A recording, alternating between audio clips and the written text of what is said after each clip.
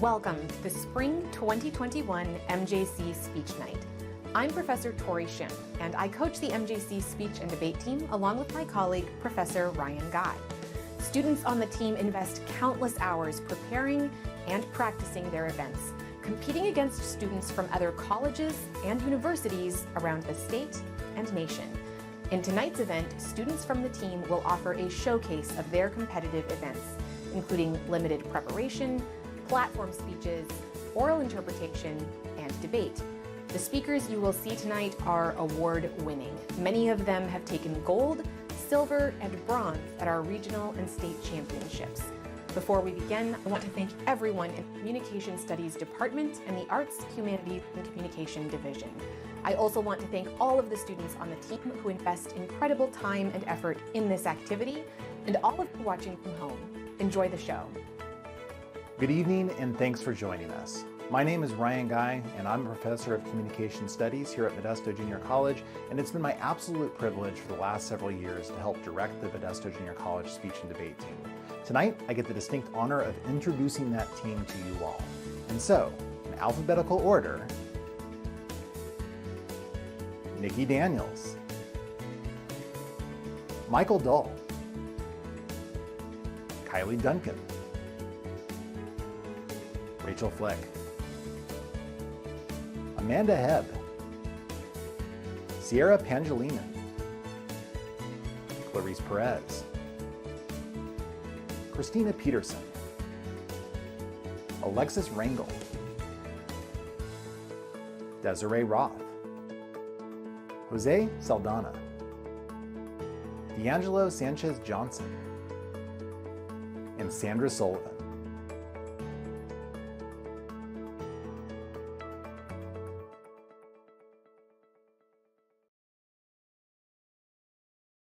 The first event is Impromptu Speaking. This is a limited preparation event. In this speech, the speaker is given a set of random prompts and has only 2 minutes to prepare a 5-minute speech. Despite the time crunch, the speaker is still expected to be organized, produce substantive content, and deliver the presentation with style. Tonight's impromptu speaker will be Alexis Rangel. Alexis has been on the team for 2 semesters and recently took second place in this event at one of our regional tournaments. I have a blank note card and a pen, and I will be pulling up the prompts on my computer, followed by the prep time, leading directly into the speech itself. So I will begin my prep time now.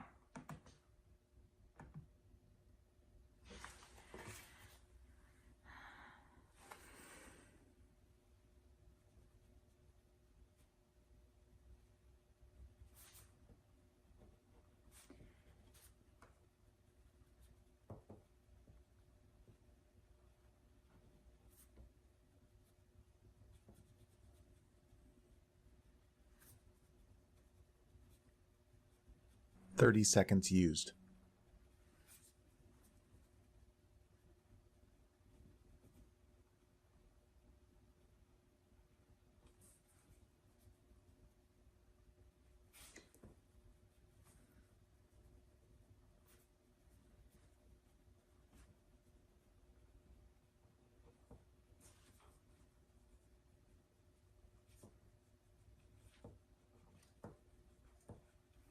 "1 minute used.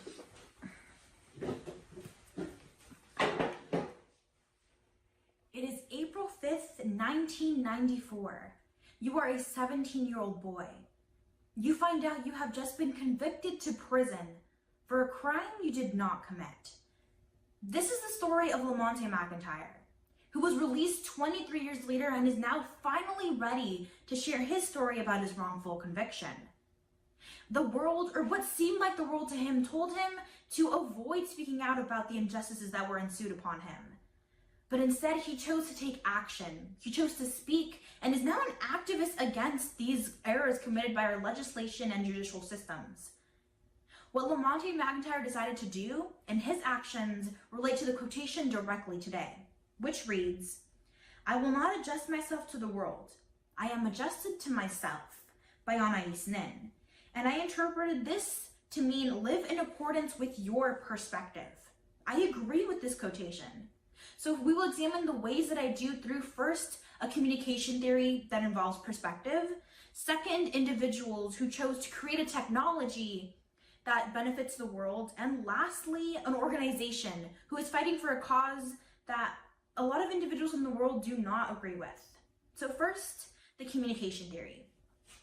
The communication accommodation theory was developed by Howard Giles in 1971. Within this communication theory, it essentially sees the way that we make adjustments towards our social differences. So it essentially sees if we choose to enlarge or minimize these social differences. Do we choose convergence, to assimilate, or divergence, to be different? For example, if I was to tell an individual to give me a buzz later, odds are I'd be to an older individual, and I'd essentially be telling them to give me a phone call or a text message. And in contrast, if I was to tell somebody to tap in later or to hit my line later, I'd be instructing them essentially to do the same thing, to contact me later, but it would usually be to a younger individual. So I chose to assimilate myself. I chose convergence through both of these social interactions because I tailored towards the slang of each of the individuals, one being older individuals and then another being the youth. Individuals choose the ways they want to communicate to best share their perspective. In Lamonte McIntyre's story, he chose divergence. Wrongful conviction is not something that's popular or mainstream, but it is still something that is very apparent. He chose the divergence of his perspectives to share, and thus is fueling his activism today. In the same way that he sought to incite action, this next individual did the exact same thing, or rather collective. These are 4 North Carolina State students who developed a revolutionary nail polish. So what instructed them to develop this nail polish was a friend of theirs, a girl, and she told them that she had been sexually assaulted while in a nightclub. So what this nail polish does is once it is mixed in with your drink, the nail polish changes color if activated by specific substances. It can test for things like Xanax. According to RAIN.org, women aged 16 to 19 are 4 times more likely than the general population to be raped or sexually assaulted. The world tends to avoid talking about these types of topics, or the world tends to deflect things, saying it's at the fault of the woman. The woman shouldn't be wearing that clothing, the woman shouldn't be going out, the woman this and the woman that. These 4 boys took what their friend experienced and they turned it into action. Whereas the world often turns a blind eye to these issues, they tackled it face on. And this is something that's becoming more and more common and a technology that is being widely used as the years progress. In the same way that they sought to activate change, and not only that, but also educate, this next group did the exact same thing. 4Ocean is an environmentalist group, an organization out of Boca Raton, Florida, and they aim to help clean up the ocean. They talk a lot about water pollution and air pollution and everything involving the natural world. We have individuals like Boy and Slat who are helping benefit environmentalist groups all around the world. So what this organization does that is really unique is they have a 1 pound per product deal. So essentially for every 1 product you purchase from their website, they clean up 1 pound of debris from the ocean. They're helping incite change, and it is fueled by other activists, not only Boy and Slat, but also Greta Thunberg and a lot of other youth environmentalists and activists. So while the world often chooses to tailor towards the majority, we really are often neglectful of things that do not directly benefit us. We see ourselves in such high priority, we often don't pay attention to things like the environment. So this group strives to create and enact change and be different through their perspectives. They are seeking to educate individuals about environmentalism and how to benefit the world that we live in today.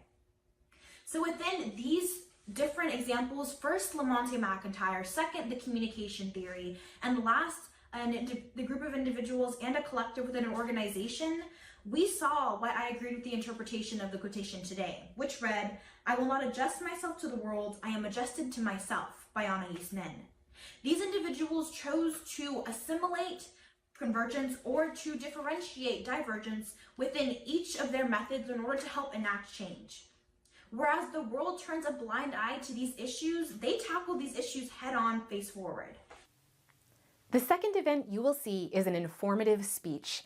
This type of speech introduces cutting-edge topics and seeks to help the audience understand the subject by using well-developed explanations that are supported with factual information. The goal is not to sway an audience's opinion, but rather to share with them a wealth of knowledge regarding innovations and discoveries. The informative speaker you will hear from tonight is Sierra Pangelinen. It is Sierra's first semester on the team, and she recently took first place with this speech at the Northern California Regional Championship Tournament.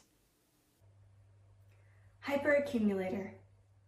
The word itself brings to mind the type of technobabble you'd expect to hear Han Solo yelling about as the Millennium Falcon fails to jump into hyperspace.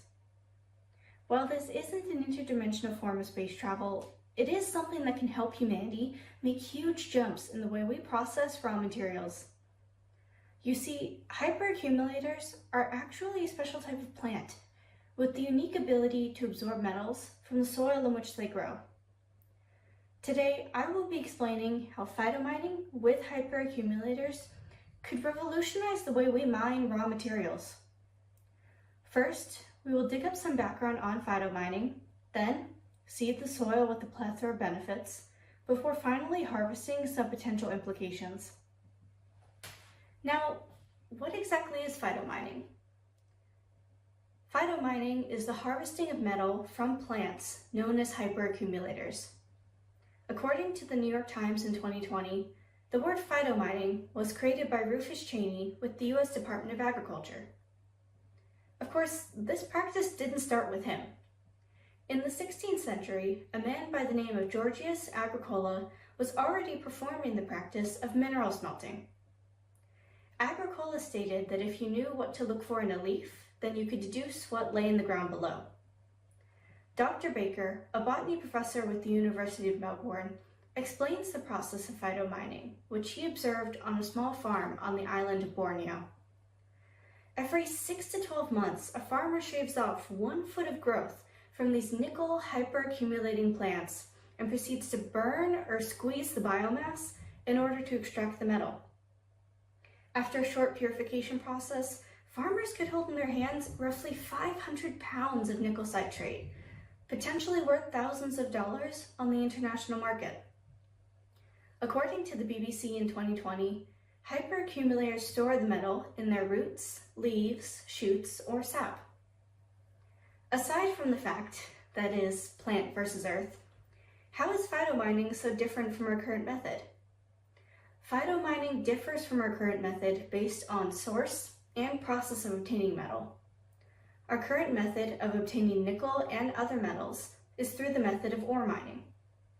According to Britannica, accessed on February 13, 2021, the mining of laterites is an earth-moving process, with large shovels, drag lines, or front-end loaders extracting the nickel-rich strata and discarding large boulders and other waste material. The Air National Council on Mining and Metals states that mining is a very restrictive process. The deposits must be on the surface or underground.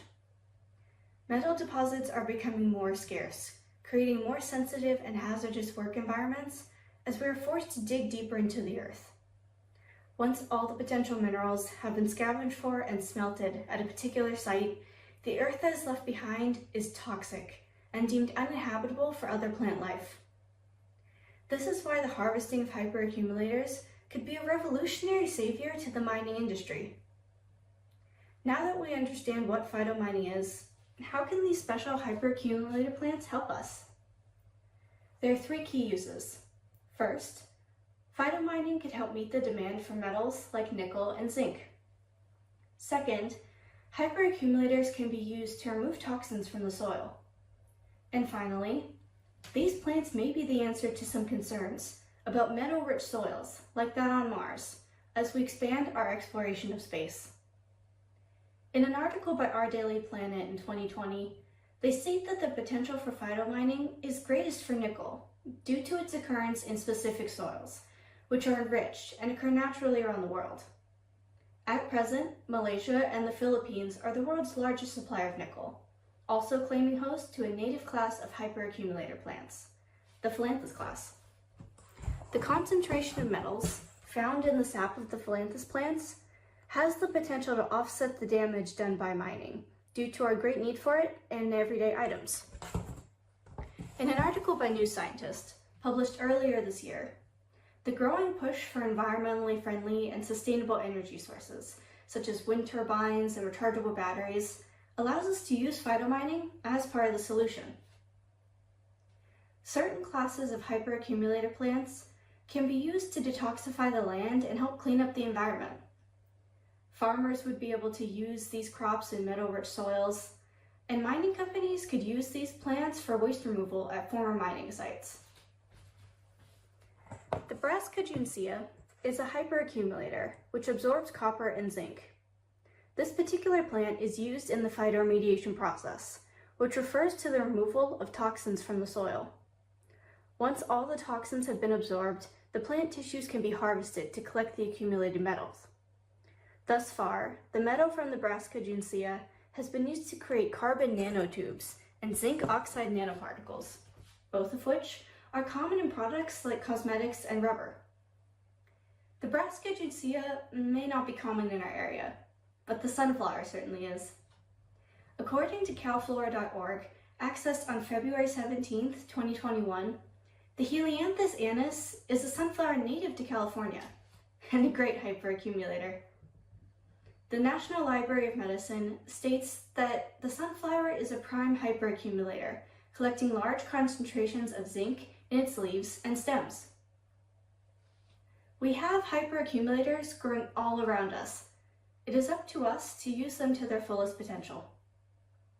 Another beneficial application for hyperaccumulators is Martian life. As of February 18, 2021, NASA landed their 5th rover and an autonomous helicopter on Mars with the intent of studying the soil and atmosphere. As of 2017, NASA stated that Mars has all the essential macro and micronutrients needed to sustain plant life. A major concern among scientists is the presence of metal-rich soils on Mars. Hyperaccumulators could be the perfect subjects for the Martian metal-rich soil, full of magnesium, sodium, potassium, and chloride, based on an article by Space.com in 2017. In other words, these hyperaccumulators have implications that are out of this world. Despite all the positive benefits, there's reason to proceed with caution. Let's identify the potential drawbacks. Phytomining, although useful, poses potential problems in other areas. To grow a significant amount of crop, the first thing you need is land. A 2020 New York Times article by Ian Morse explains that critics are concerned that the hunt for desirable land could lead to deforestation and the removal of animal habitats. These are concerns to take seriously. However, the same article goes on to explain that hyperaccumulators thrive in areas that have already been deforested and survive where other plants cannot. Along with the need for land comes the need for time. Hyperaccumulators require a growth period of 6 to 12 months before harvesting can take place. The same article cites Dr. Baker with the University of Melbourne, who explains that hyperaccumulator harvesting isn't sufficient enough to replace traditional ore mining techniques. Finally, remember when I mentioned that these plants could be used to detoxify the land through phytoremediation? Well, unfortunately, the plants used in the phytoremediation process become toxic themselves after absorbing so much of the toxic remnants. Once all of the toxins have been absorbed and the land is seen fit to grow and nurture other plant life forms, these earth-saving hyperaccumulators must be removed and disposed of properly to reduce the risk of contaminating the other plants. This is why that although hyperaccumulators seem like superhero plants, they are not a panacea to all of our concerns about traditional mining and environmental rehabilitation. To reiterate, hyperaccumulators are metal harvesting plants used in phytomining. Today we dug up some background on phytomining, seeded the soil with plethora of benefits, before finally reaping some potential implications. Phytomining is an innovation that has the power to revolutionize the way we extract materials from the earth and clean up the environment. But as always, we must be careful to avoid paths that may lead us to the dark side.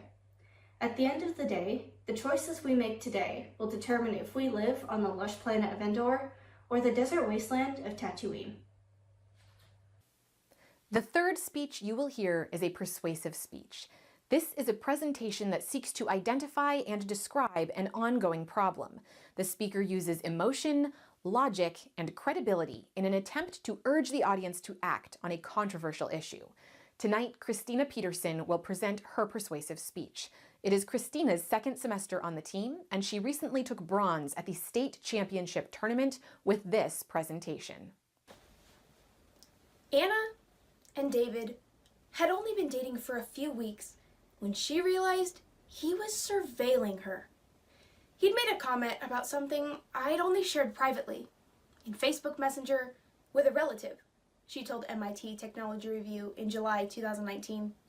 He knew where I was at all times, who I was talking to on email, text message, social media, all of it. He could see everything. Anna was targeted by a software known as stalkerware, and the use of these tracking apps is on the rise. In fact, Cision PR Newswire reported in July of 2020 that there has been a 51% increase in the use of spying and stalking apps since the start of the COVID-19 lockdown. A key part of the problem is that many of these apps legally masquerade as parental control apps in Google Play or the App Store. Once they're on a device, many of these apps go undetected. This is part of what the executive director of UN Women describes as a growing shadow pandemic of violence against women. Thus, we must hold developers to more rigorous ethical standards. Google and Apple must stop allowing covert surveillance apps on their platforms, and antivirus companies need to flag stalkerware as malicious software. Today, we will scan the problems with stalkerware, flag the underlying causes, and reset with necessary solution steps. First, let's begin with the problems. Stalkerware is a category of spyware that, just as it sounds, is designed to spy on individuals. What makes stalkerware different, as explained by a June 2020 ZDNet article, is that stalkerware is often advertised as legitimate software and is easily accessible to average users. You see, stalkerware apps are legal as long as you don't use them for illegal purposes. Legal uses include monitoring your minor children or monitoring employees using company-issued devices. However, as explained by cybersecurity specialist Seth Rosenblatt in a February 2020 article for Tom's Guide, in practice, these apps are often used for illegal monitoring. This is because they are designed to be installed on a user's device without their knowledge or consent. In Anna's case, the software was disguised as a picture message David had texted her. Despite this troubling trend, many antivirus companies do not detect these apps, and Rosenblatt goes on to explain that app stores continue to allow them under the logic that it is the end user and not the developer committing illegal actions. Thus, this software remains readily available and presents us with some very real consequences. Take the story of Amy. In an interview with BBC News in October 2019, she describes how her life fell into ruins after her abusive husband installed stalkerware on her devices. He would drop snippets in a conversation, such as knowing about Sarah's baby. Really private things he shouldn't have known about. Amy also began to wonder how her husband knew where she was all the time. One day at the pumpkin patch, her husband passed her his phone to show her a picture they'd taken together that day, and in a split second, she saw an alert pop up on his screen reading, "Daily report on Amy's Mac is ready to view." Through stalkerware, Amy's husband was able to gain full information control over her. Her every move and interaction was logged and formatted in an easy-to-read report. Amy's husband was stalking her on a daily basis, but sadly, her story is not unique. In fact, an August 2020 article from Karada reports that these incidents have risen by a staggering 91% between 2018 and 2019.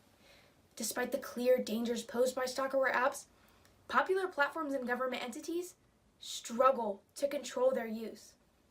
Thus, we must turn our attention to the causes that allow these programs to persist. There are three key factors that contribute to the continued abuse of stalkerware: marketing loopholes, lack of detectionability, and lack of legal enforcement. let's begin with the marketing loopholes. Existing laws regulating locator apps are extremely narrow. According to a June 2020 CNET article, it is illegal to sell spyware primarily intended to secretly tap phones, record private conversations, or steal emails. This seems simple enough. However, the article goes on writing the problem is the word primarily. So as long as an app is not primarily marketed as spyware, it remains legal.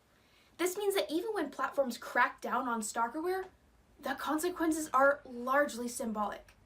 Take the case of the app known as Family Locator Safe Zone. This app is available on Google Play and is advertised as an app that can track your children's location.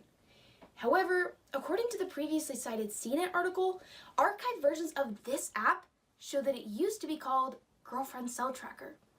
Even though Google took action against this version of the app, the only real outcome was a name change. Thus, this software remains readily available, affordable, and can be hard to make a legal case against because of these loopholes. Furthermore, it can be hard to detect when this software has been installed on a device. While some antivirus companies have moved to recognize stalkerware as malicious, this is not a fully standardized practice. According to a June 2020 article by US News and World Report, antivirus companies are supposed to create solutions to help detect threats and viruses and keep them from harming you. But because so many stalkerware apps masquerade as legal locator apps, many antivirus companies do not flag them. Finally, even when this software is detected and it's clear an app is being used illegally, there's a lack of legal enforcement. A November 2019 article from Malwarebytes explains that those who install stalkerware with the intent to monitor, control, harass, or otherwise abuse their victims typically get away with it, avoiding legal penalty even if there is plenty of evidence to suggest their guilt. The article goes on to cite Erica Olson, director of the Safety Net program at the National Network to End Domestic Violence. She says there's generally a lack of motivation on this issue and a consistent minimization of this type of abuse. Now, granted, this is a complicated issue. However, there is cause for optimism. Because we understand the characteristics of the problem and have exposed the underlying causes, we can begin to tackle this issue with clear and direct action steps. Let's look to our solutions. Cracking down on stalkerware is going to require a multi-pronged approach. As explained in the previously cited article by cybersecurity specialist Seth Rosenblatt, the creators of these programs have continuously found legal loopholes to keep these products accessible.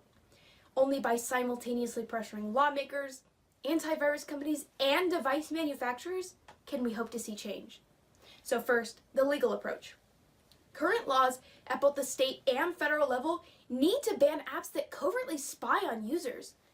The nonprofit legal aid group Coalition Against Stalkerware explained on their website, last accessed February of 2021, that such laws would allow them to target developers directly and shut down the bulk of these apps. You can visit their website to help with efforts to pass both state and federal legislation. Next, the antivirus companies. It's painfully clear that we must take swift action even before our legislation and courts of law are fixed. To that end, I'm calling on you to help increase pressure on the companies that make antivirus software. As previously mentioned, most antivirus programs recognize stalkerware as legitimate software and do not alert their users of its presence. EFF Cyber Chief Eva Galprin, who hosted a 2019 TED Talk, proposes a very simple solution. Antivirus companies need to accept the common definition of stalkerware proposed by the EFF and update their libraries to detect all instances of these apps. You can help make this a reality by visiting the EFF's website at eff.org and donating time and or money to increase pressure on these companies. Last, we can also put pressure on the app stores that make these products available. According to their terms of service, both of which were updated in February of 2021, both Google and Apple ban surveillance apps on their platforms. However, they leave the loophole open for apps marketed to track children or employees notified by their employer. This honor system of tracking stalkerware clearly isn't working. We need to send them a message that the continued existence of these apps on their platforms is unacceptable and must be remedied. please consider taking a few minutes after this round to visit your app store and leave a message with their customer service departments. It's clear that more must be done to address the role of technology in domestic violence cases. Today, we've analyzed the problems, causes, and solutions.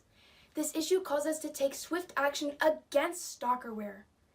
Anna suffered years of surveillance because of this very software. With coordinated efforts between our legal institutions, software platforms, and antivirus companies, we can ensure that stories like Anna's are a thing of the past. Thank you. Our fourth event is Prose. In this presentation, the speaker performs a piece of published literature. Performers seek to move audiences and make their point by embodying the characters and inviting viewers to become immersed in the act of storytelling. The performer you will see tonight is Alexis Rangel. She recently took gold at the state championship tournament with this performance.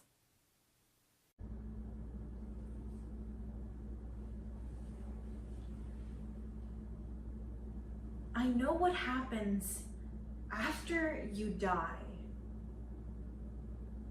I take your family into a quiet room with Kleenex, and then I say the word dead. Not expired because you are a person, not milk, and not passed on because families always want to believe that just means I transferred you to another hospital. Dead. I have to say it. And that's really all they taught us about breaking bad news in medical school. 1 hour lecture. So we learn by watching our teaching physicians. We are their constant companions in this sort of theater of the bereaved, lurking in doorways and bedsides and in the hospital's ER, just waiting to see how soft they made their voices. When did they go to touch someone on the shoulder?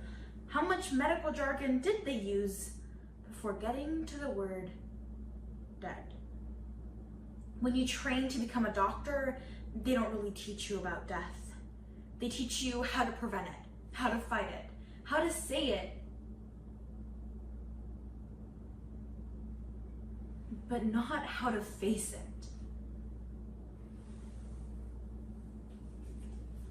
According to the U.S. National Library of Medicine, a 2016 survey of healthcare providers discovered that 91% of respondents perceived delivering bad news as a very important skill, but only 40% felt that they had the training to effectively deliver such news. And this was before a global pandemic that has resulted in 29.3 million cases of COVID-19 in the United States alone, 530,000 of which have been fatal.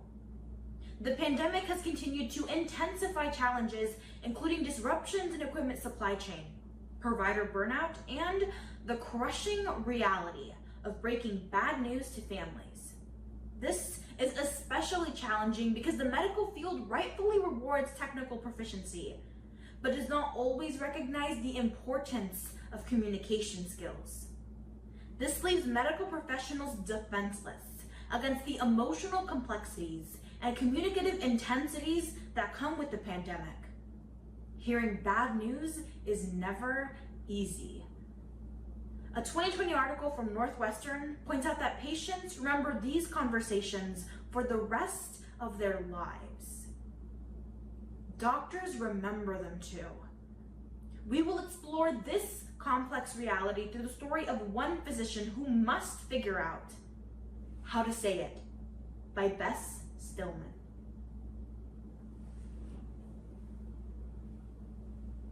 So on one of my first days as a teaching physician in the emergency room, as we worked on the body of a 16-year-old boy with 8 bullet holes in his chest and abdomen, we were almost angry at his body. Is he breathing? Is he bleeding? Is his heart beating? I go to the head of the bed and I plunge a breathing tube down his airway and I hook him up to the monitor that breathes for him.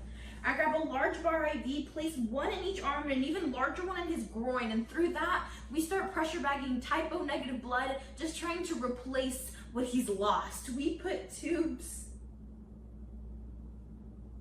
everywhere. I call for another unit of blood, but no matter how fast we work, we can't work fast enough. The monitor starts to sound this shrill insect whine that's meant to alert us the patient is crashing, which we already know, so it feels less like a warning and more like a rebuke. And then we lose his blood pressure and his pulse. But he's 16, so I perform a trauma Hail Mary.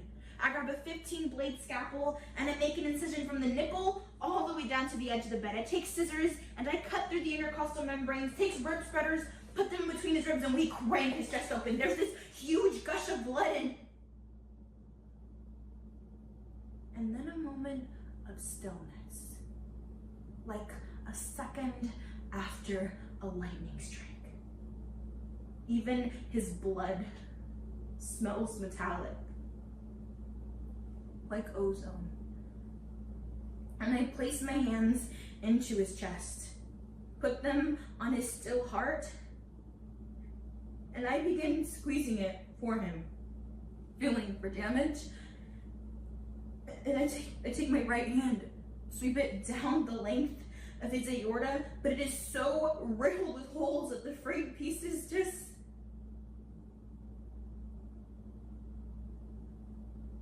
disintegrate in my hands.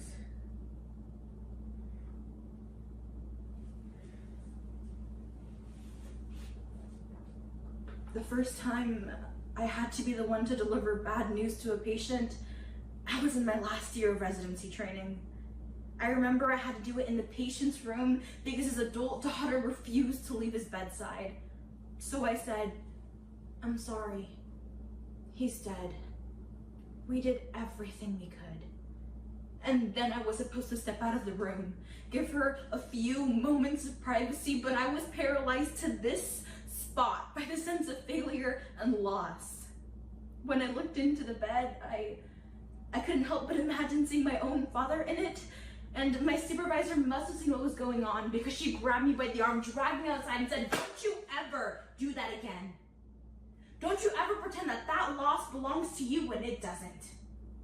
One day, the person you love is going to be in that stretcher. But if today is not the day, you say you're sorry, you mean it, but then you have to walk away."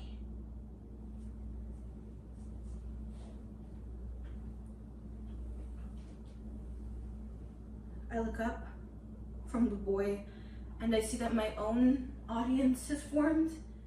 They wait to see what I do next, and I realize in front of me is a gaping hole and the boy's family will probably be here very soon.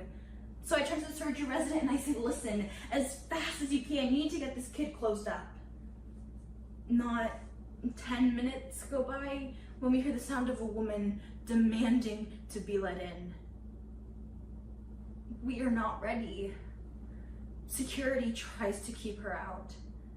We are shoving gauze and tubing and surgical equipment into these giant trash bags, but she is a tsunamic force. We barely have this boy closed up and half covered in a sheet when I see her standing in the doorway. Clearly his mother. She goes absolutely quiet. "I'm sorry. He's dead. We did everything we could." She takes a running leap towards the body. A nurse at the head of the bed notices a large needle still attached to the suture holding him together, and she plucks it off the table right before the mother lands on top of his body, trying to protect it with her own. She starts keening. It's a terrible sound. "I'm sorry. He's dead. We did everything we could." She slides off the boy's body, and I see her put his fingers to her mouth, just briefly before placing them against her cheek.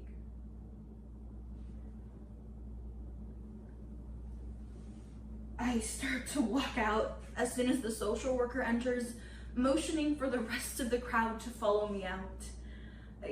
I think that's what they can learn from me, is how to walk away. And without a moment to break, I have to go see the next patient because there are 40 people in the waiting room and they can't know that I still feel the dead boy's heart in my hands like an anchor. But I know that if I don't put it down now, I may never remember that this loss doesn't belong to me. One day, grief will be mine.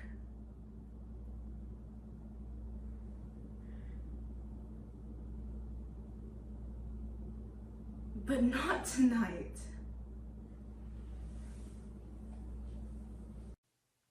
We have come to our final event, debate. In this style of debate, speakers are randomly assigned to argue opposing sides of a controversial issue.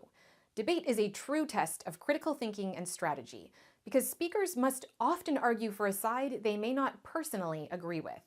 Despite this, the speakers must identify and present a valid and compelling case in order to win. The team who prepares the best arguments for their side is declared the winner. In this debate, you will hear from an affirmative speaker and a negative speaker.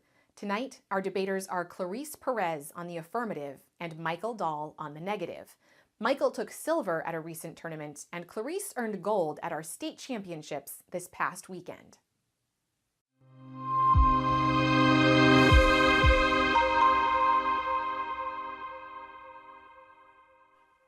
All right, good evening and welcome everybody. We are excited to get to the debate, and without further ado, we're going to do just that. And so to start things off, I'm going to turn the floor over to Clarice to give the first affirmative constructive speech, which should not be any longer than 5 minutes. Clarice, we're ready when you are. Great, I'll begin my speech on my first words. Okay, so the greatness of a nation and its moral progress can be judged by the way its animals are treated. Gandhi.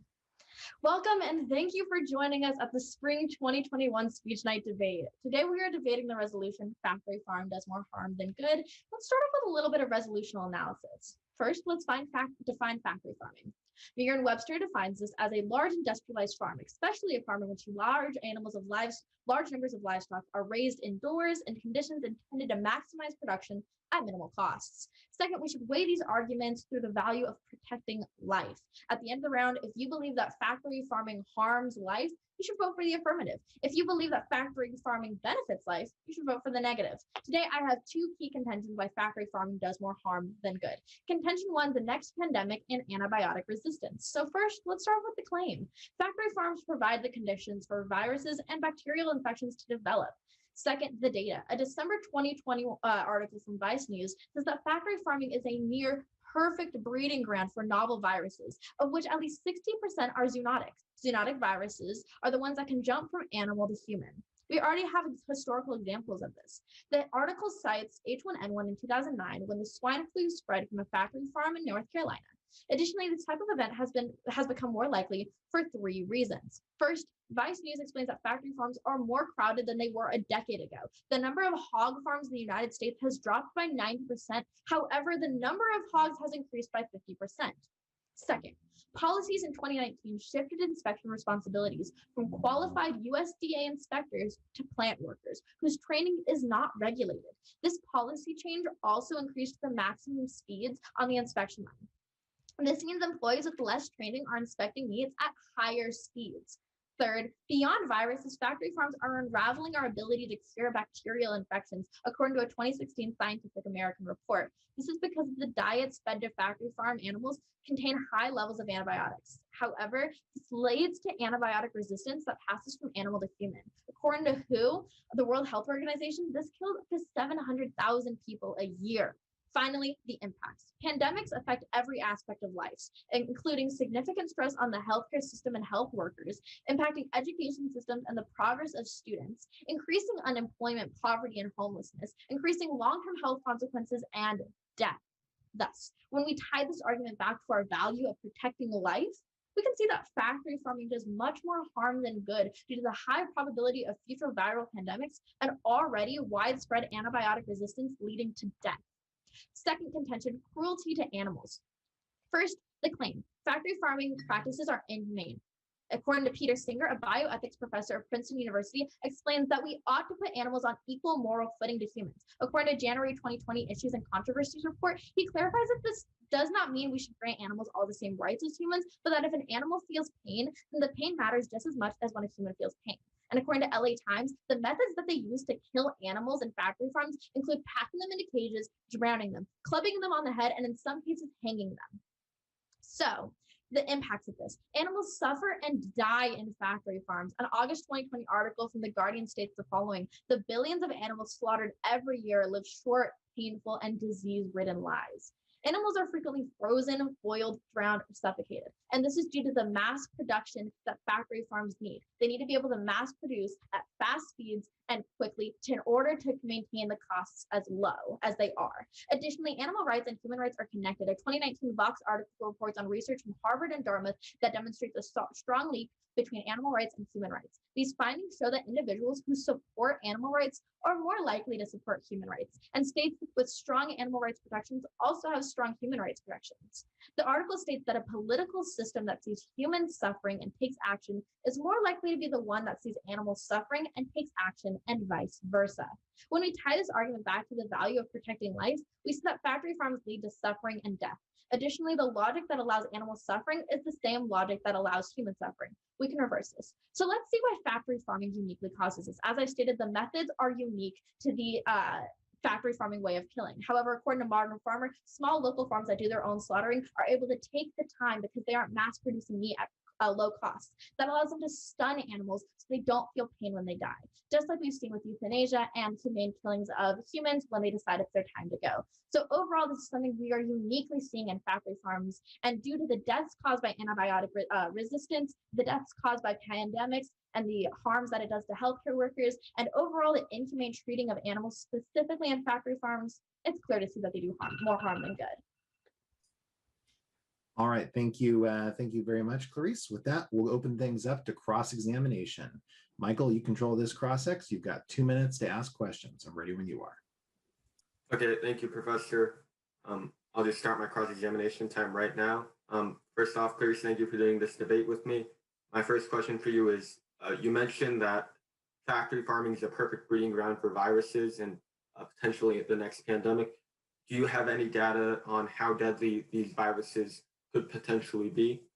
Right. I mean, obviously, we've seen with the H1N1, that was a particularly deadly virus. And as we've seen, virus and pandemics are getting deadlier and deadlier, with articles stating, and according to CDC and WHO, that even with COVID-19, that is not the deadliest pandemic that we're going to see. Pandemics are getting deadlier due to the way that we live on Earth. So yes, I would say that pandemics in the future will be more deadly and are already deadly. Okay, thank you. My next question deals with antibiotic resistance. Right. You said that this is a big problem with 700,000 people dying every year as a result of antibiotic resistance. My question, though, is how do you know that this antibiotic resistance is solely the fault of factory farms? Right. So we can see here by a research study done in Denver, Colorado, that animals in the United States, factory farms, consume over 80% of our nation's antibiotics. So overall, the fact that we're seeing 80% of antibiotics goes to animals sees that the large amount of antibiotics entering human bodies is coming from animals. Is the potency of these antibiotics the same as if a human were to just be prescribed the antibiotic in a pill form versus Absolutely, they're the same animal being prescribed to humans as well as animals. Okay, thank you for that. And then my final question deals with the morality argument. Right. Do you know what the emotional capacity of animals like a cow, for example, how that compares to that of a human being? Right. Emotional capacity and feeling pain are two separate things, but I would say that animals still feel emotion, but specifically when it comes to pain, the way that animals feel pain is much the same as humans, and the fact that they still feel pain and the way that factory farms are killing them with absolutely no stunning is inhumane. All Okay, right. thank you. And that ends cross-ex. Thanks for that. All right, I'm going to turn the floor officially over to the negative now. Michael, this is the first negative constructive speech. You get up to 6 minutes for this speech, but please start us off with a brief off-time roadmap before you begin. Ready when you are. Okay, thank you, Professor. For my roadmap, I'll just go over top of case first, specifically the definitions. Then I'll move into my two counter contentions, and I'll conclude by going over Clarice's two contentions. So it'll be essentially top of case, my counter contentions, the rest of the top of case. I'll start my time right now. So first off, I just want to say that I agree with all of the definitions that Clarice offered, and I agree with the weighing mechanism of protecting life. Although I would add the caveat that ultimately we should be a bit more concerned with human life.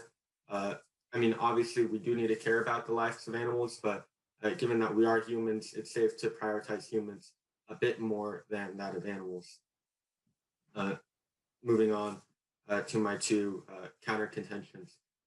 First, I want to point out that according to plantbasednews.org, 99% of farmed animals in the US live on factory farms.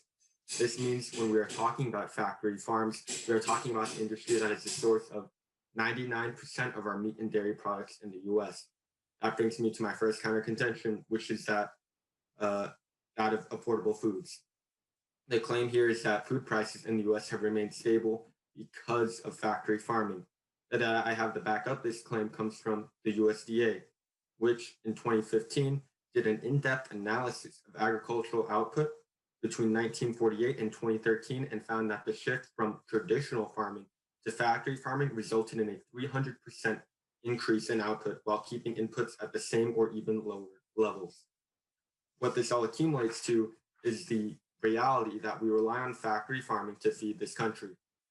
This industry is not only incredibly efficient, but like I mentioned before, it is responsible for 99% of the meat and dairy that we consume.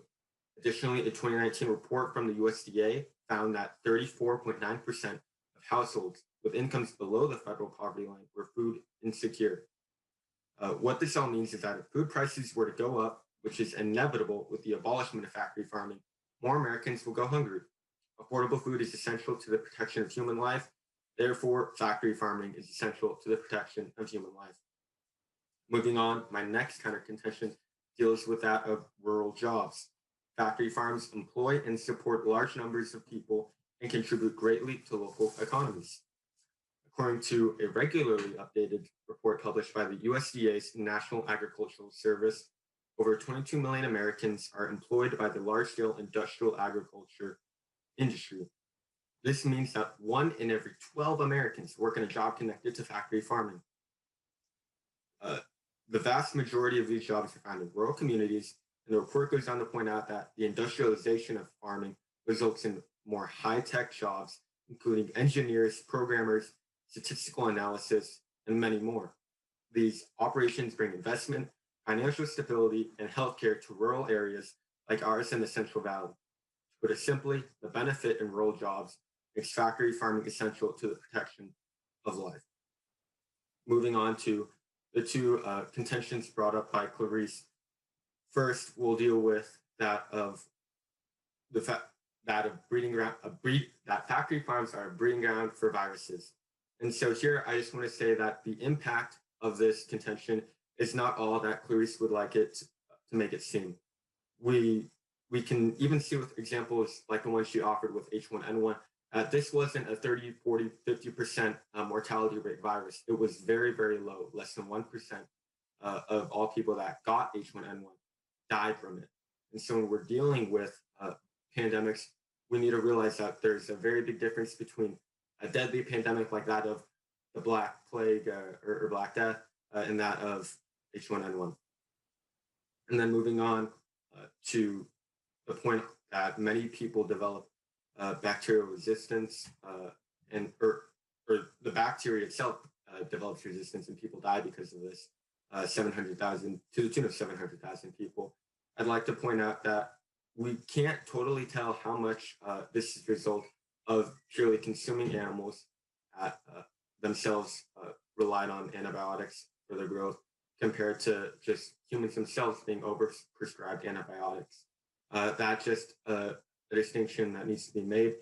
And when we look at that in the numbers, I think it would show that the number greatly diminishes from 700,000 if we're solely to look at how the consumption of animals results in antibiotic related deaths.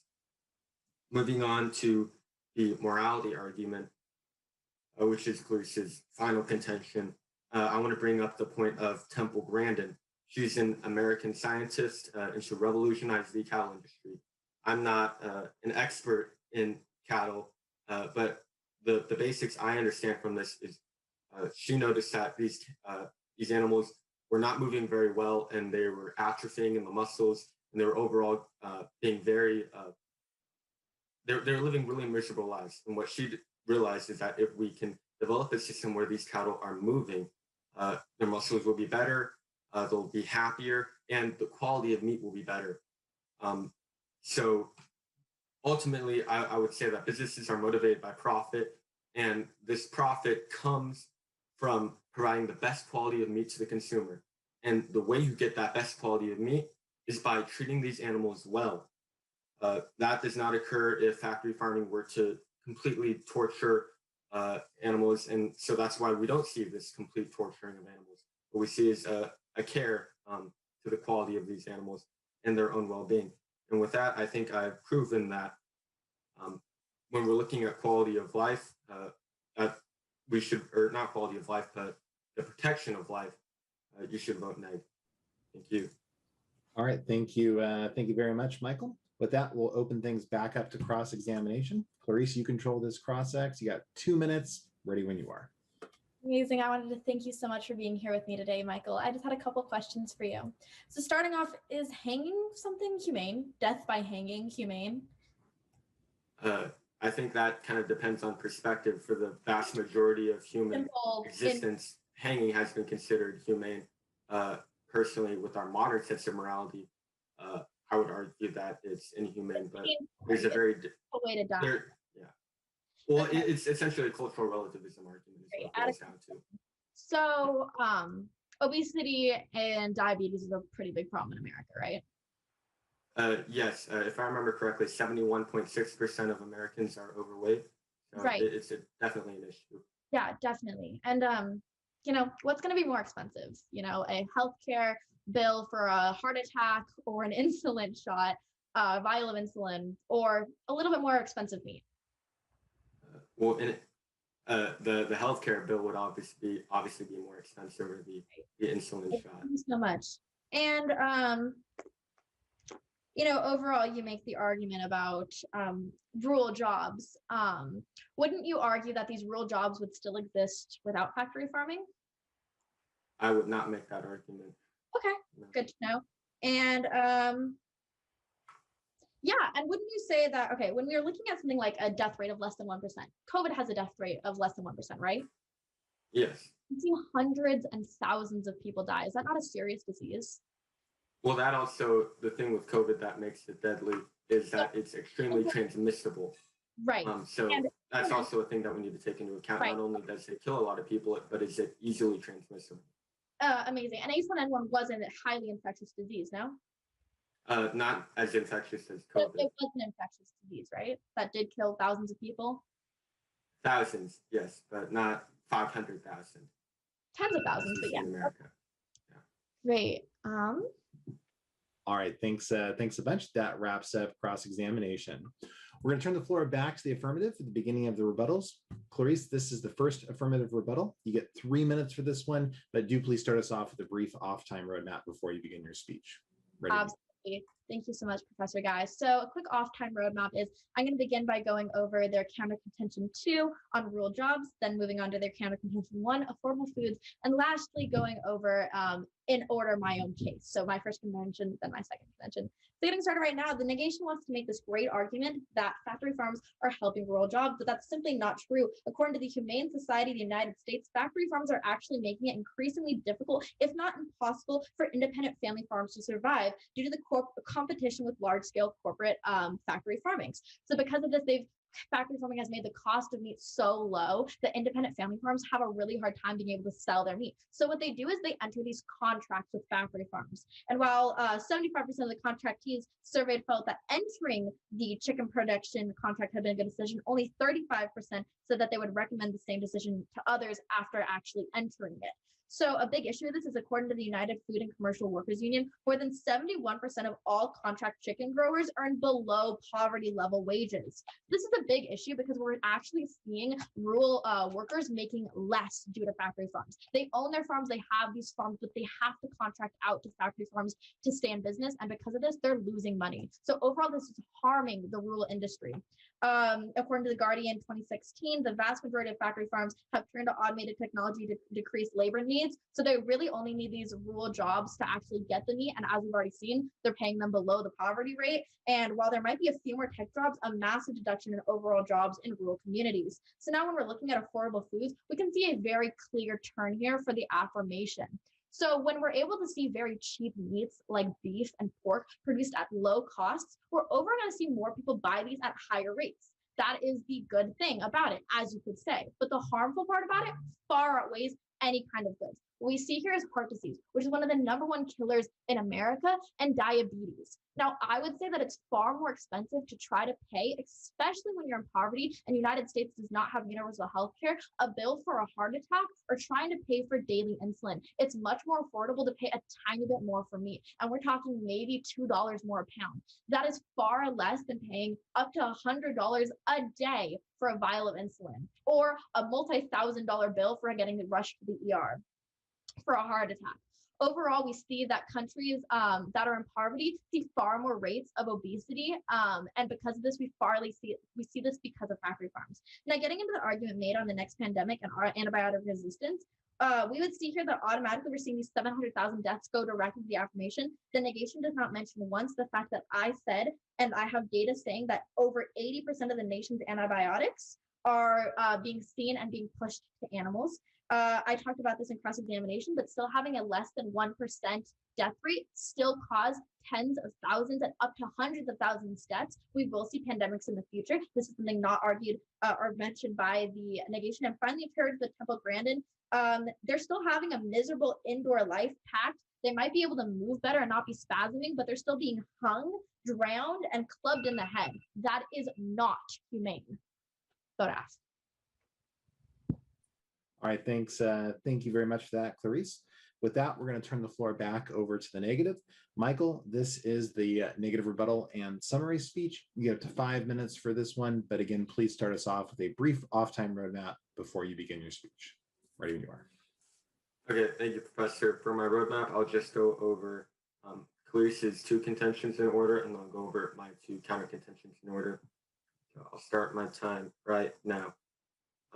So first, when we're dealing with the issue of antibiotics and developing resistance to these antibiotics, Clarice even said that this could definitely become an even bigger problem in the future. What she's also underestimating is that as time passes and these bacteria get smarter, so do medical professionals, and we will get better at combating problems that arise from bacterial resistance. Moving on to the point that a lot of people die from obesity, for example, because of access to food. This is something that I think is actually not a problem for me at all. Hassan Piker, a political commentator, pointed out that the ultimate reason behind the obesity problem in America is corn and the issue of corn, in that we'll have like saturated corn dishes in everything people eat. This might seem a bit weird, but my mom, she has an allergy to corn. And so my family, we've been forced to cut out our consumption of anything corn related. And what we've noticed is that greatly limits the amount of options you have to choose from. And so the issue here is not that people are consuming too much meat. It's that corn is what's causing this obesity issue. And then further, moving on to the issue of morality, the affirmative concedes my points here. I pointed out that with Temple Grandin, she showed that she was able to increase the quality of cattle meat by ensuring that these cattle are treated better. And I pointed out specifically that these businesses have a profit-based incentive to treat these animals as humanely as possible. This was something that was conceded by the affirmative. And therefore, when we're looking at the morality argument, that argument just follows through for the negation here. Moving on to the counter contentions I have. The issue of rural jobs is essentially very, very important here. I mean, the affirmative never disagreed with me when I added the caveat to protecting life that we need to ultimately be concerned with human life. And humans, one of the most important things to them is their jobs. I mean, that's what we spend most of our life doing, is working. And what we've noticed is that having a job, frankly, is just better than having no job. And the affirmative makes the assumption that when we replace or when we get rid of these factory farming jobs, that they'll just naturally be replaced. But that's just not an assumption you can make. When we look at the case of NAFTA, what happened with the passing of NAFTA was that manufacturing jobs then got outsourced and they never came back. The United States economy was forced to switch from a manufacturing-based economy to a service-based economy. Now, I would argue the same thing applies with the food market, especially because we're dealing with the issue of efficiency. And I would argue that factory farms are much more efficient than family farms. And a drop in efficiency leads to a raise in costs. And if food is more costly, what that means is, again, 34.9% of Americans are food insecure. These people will simply not have food. They will go hungry. This is a problem that the affirmative fails to address. And then moving on to, actually, I already addressed the issue of morality. I guess the final issue here then is, I've addressed the food scarcity problem. And I pointed out that that's a win for the negation. I pointed out the job problem, and that's also a win for the negation. So when you guys are judging this round, you need to think about what is best for life, and more specifically, human life. And what I've proven is that we need to eat, and two, we need to work. And factory farming gives us the opportunity to do both of those things. If we were to assume that what the neg would, I presume, would want, which would be to get rid of factory farming, these people are going to have less access, a greatly stunted access to food, which will mean they'll go hungry and they'll simply lose their jobs, which means they won't even be able to afford what little food they can already afford, especially if they're low income. And I have successfully proven, especially when it comes to the morality argument, that these businesses have an incentive to be moral. So when we're weighing this, I think I've proven that if factory farms aren't more beneficial than they are harmful, they are at least equal. And with that, the judges and the audience should vote neg. Thank you. All right, and thank you, Michael. And with that, we will turn the floor back over to the affirmative one final time. Clarice, this is the second affirmative rebuttal and summary speech. You get up to 3 minutes for this one. But again, please start us off with just a quick off-time roadmap before you begin your speech. Okay, thank you. I'm just going to do a quick off-time roadmap. So starting off, I'm going to be going over just quickly the arguments that the negation has made, and then finally ending off with some voters. So let's get started. So again, I think one of the main reasons that you're going to be voting for the affirmation today is this argument of harming rural workers. This is a really big thing in Central Valley specifically, and we overall see that factory farming makes rural workers work less. So the affirmation, the negation comes up here and states that rural workers won't have a job without factory farmers. What they fail to address is that factory farmers are the one contracting independent farmers, meaning they'll still have their farm and they'll still be able to work, but without factory farming, they'll actually be able to sell their own meat instead of having to compete with factory farmings. Because they have to compete, they no longer can be selling their own goods because it would be too expensive for people to buy. But if factory farms didn't exist, then they'd be able to sell more. So then the affirmation states, well, if it costs more, the negation states if it costs more, that's not good. But we're simply stating that healthcare costs cost more. Now the negation comes up here and states that corn is the cost of obesity, but we can see a direct link between fat consumption and obesity. That is something you cannot deny. And overconsumption of beef and cheap beef being bought at higher and higher production rates is something that's causing obesity. So that's a clear win for the affirmation here. It is far more expensive to be going to hospitals, having heart attacks, and paying for insulin than it is to pay a little bit more for meat. And paying a little bit more for meat means that rural workers will be making minimum wage and above minimum wage again. This is a far better trade-off. And overall, those in poverty will be able to afford the high rates of food because they won't be paying these outrageous costs of healthcare due to having to buy insulin or take care of a heart attack. So now getting into this whole issue of humanity, I did state this in my first argument and my first speech.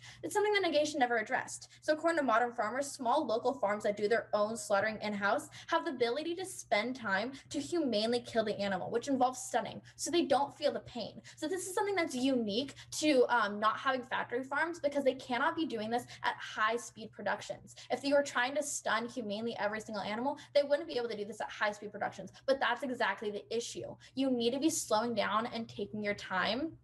Overall, it's going to cost a little bit more, but we've already addressed for 2 reasons why the cost trade-off actually benefits the affirmation, because overall things are ultimately going to be cheaper. So therefore, it's more humane to not have factory farms because small independent farmers can take the time to stun the animals. Now, in terms of pandemic and antibiotic resistance, we still see this as the major winning point for the affirmation. So again, this is something that goes completely unaddressed by the negation. Animals on U.S. factory farms consume over 80% of the nation's antibiotics. That kills over 700,000 people worldwide a year. Overall, for the reasons of rural jobs, being able to afford food, having humane treatment of animals, which ultimately means humane treatment of humans, which we've seen that's not addressed by the negation. And finally, stopping the next pandemic, hopefully, and lowering antibiotic resistance. For these reasons and more, it's a strong push for the affirmation. Thank you. All right, and a big thank you to both of you for putting on a fantastic debate. Obviously, we'll leave the decision in this round for y'all, the audience, but I do appreciate you coming out here and putting on a good performance tonight. So with that, thanks everyone. Well, folks, I want to again thank you for tuning in to our Spring 2021 Speech Night live stream. I hope you enjoyed the entire show. And if at the end of it you found yourself thinking like, hey, this is something I might be interested in doing, I encourage you to check out our website, www.mjcforensics.org. There you can find a whole bunch of information about our team as well as how to sign up. Well, folks, thanks for watching, and we'll see you next time.